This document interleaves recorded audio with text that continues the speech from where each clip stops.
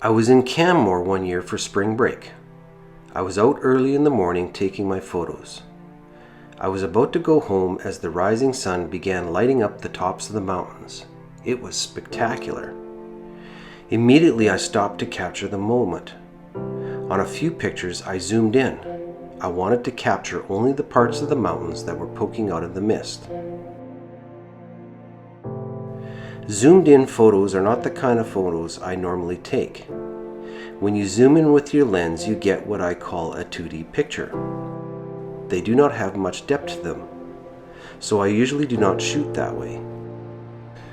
But I wanted to isolate the ever-changing world of the Misty Mountains. The only way to do that was zoom in, isolate, and capture the mountain's raw emotion.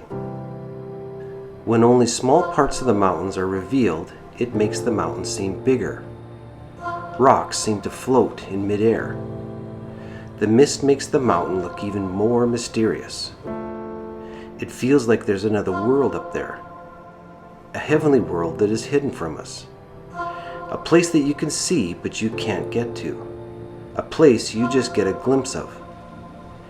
Experiencing the ever-changing world of the Misty Mountains is a spiritual experience. It draws you into yourself. You can feel the mountain's energy, and you can't look away. Misty Mountain Photos has become one of my side projects.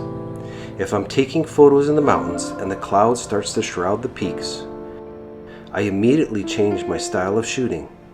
I zoom in and capture the mountain mist.